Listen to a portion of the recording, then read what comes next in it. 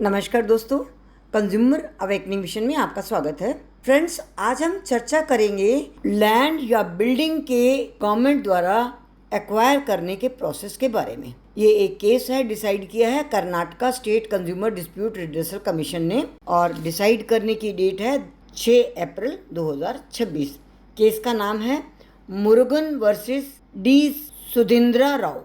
इस केस में जो फैक्ट्स हैं हम उस पर चर्चा कर लेते हैं कि कंप्लेनेंट ने प्रॉपर्टी परचेज की पावर ऑफ अटॉर्नी के थ्रू 1991 में। प्रॉपर्टी का पोजेशन भी उसके पास है और पोजेशन होने के कारण कंप्लेनेंट उस पर ओनरशिप का क्लेम करता है। कंप्लेनेंट ने ये भी कहा कि उसने 20 लाख के लगभग बिल्डिंग को बनाने में खर्च किया। बेंगलोर डेवलपमेंट अथॉरिटी ने उसके सारे स्ट्रक्चर को डिमोलिश कर दिया 2014 में और प्रॉपर्टी का पोजीशन ले लिया बिना किसी नोटिस के।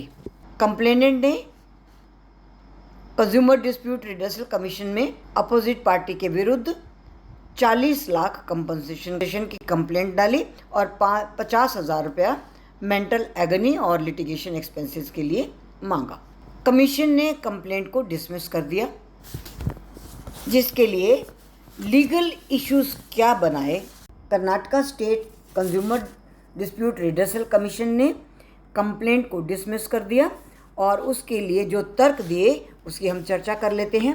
पहला तर्क था कि कमीशन को जुरिडिक्शन ही नहीं है इस केस को डील करने की, क्योंकि ये कंज्यूमर प्रोटेक्शन एक्ट की डेफिनेशन के अंतर्गत कंज्यूमर नहीं बनता। अब हम चर्चा कर लेते हैं कि consumer dispute redressal commission state of Karnataka ने क्या क्या तर्क दिए और क्या निर्णय लिया। कमीशन ने कंप्लेंट को डिसमिस कर दिया क्योंकि कंप्लेनेंट का और रिस्पोंडेंट का सर्विस प्रोवाइडर का कोई रिलेशनशिप एस्टैब्लिश नहीं होता और इसलिए डेफिशिएंसी इन सर्विसेज के पॉइंट पर इसको आगे चलाया नहीं जा सकता। दूसरा तर्क कमीशन का था कि कंप्लेनेंट ने जो अपना क्लेम डाला है वो उसका आधार agreement of sale and general power of attorney है, जो कि लीगली ट्रांसफर ऑफ ओनरशिप का डॉक्यूमेंट नहीं है।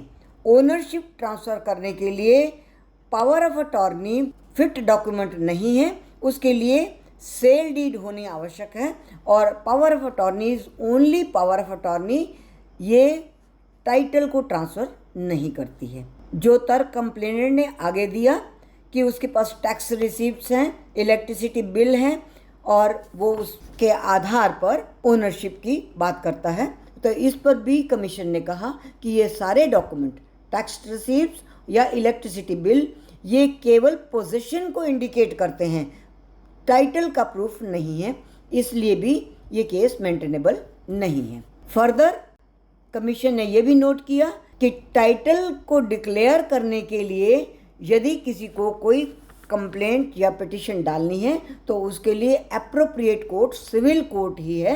कंज्यूमर कमीशन इस तरह के मैटर्स को नहीं सुन सकता।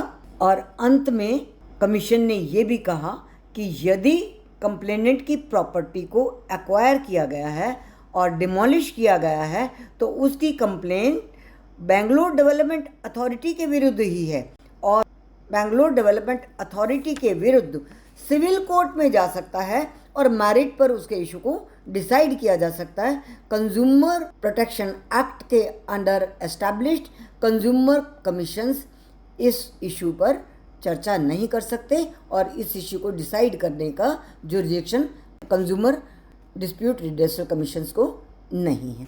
तो फ्रेंड्स, आज हमने मूल रूप से चर्चा की कि यदि किसी की प्रॉपर्टी को गवर्नमेंट एक्वायर करती है या डिमोलिश करती है तो ये इशू सिविल नेचर का है, डेफिशिएंसी इन सर्विसेज का या अनफेयर ट्रेड प्रैक्टिसेस का या सेल ऑफ गुड्स का इशू नहीं बनता है। इसलिए कंज्यूमर प्रोटेक्शन एक्ट के अंडर एस्टैब्लिश्ड कंज्यूमर कमीशंस इस तरह के इस नेचर के इश्यूज़ पर चर्चा नहीं कर सकते। Thank you very much friends, आज के लिए इतना ही। हम फिर मिलेंगे आपसे इसी तरह के नए विषय के साथ। तब तक के लिए हमें आज्ञा दीजिए।